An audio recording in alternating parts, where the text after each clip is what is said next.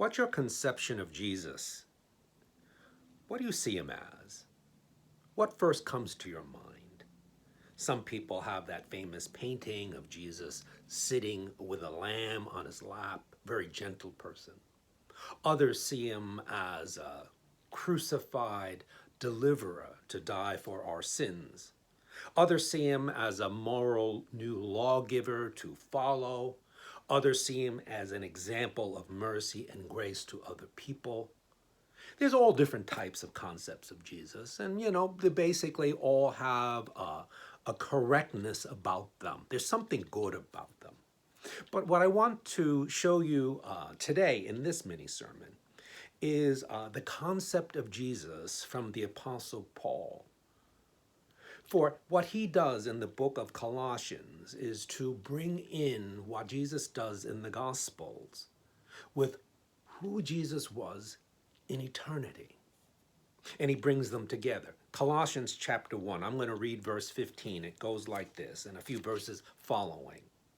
He is the image of the invisible God, the firstborn of all creation. For by him all things were created in heaven and on earth, visible and invisible, whether thrones or dominions or rulers or authorities. All things were created through him and for him. And he is before all things, and in him all things hold together. Now, this is a really interesting passage about who Jesus is and what you think about him. We think often about his earthly ministry, but what the Apostle Paul is talking about, and I mentioned this earlier, is what Jesus was in eternity. He is the image of God. He is before creation because through him all creation, whether you see creation or that which you cannot see, is created through Jesus. He is before time. He holds all things together. And according to this passage, all things were created for him, which is a really interesting thing. He is not only the creator, he is also the purpose for creation. Think about that. Ties all things together, both material, invisible, spiritual, and purpose, all rolled up in one. But he's more than just the creator, because creator gives us a very, very important image of how we respect and honor and worship Jesus for what he has done. But I'm going to read Colossians chapter 1, and I'm going to read verse 19 to verse 20. It goes like this. For in him all the fullness of God was pleased to dwell, and through him to reconcile to himself all things, whether on earth or in heaven, making peace by the blood of his cross. Now, what's very interesting, as I mentioned earlier, the Apostle Paul is drawing two interesting themes together.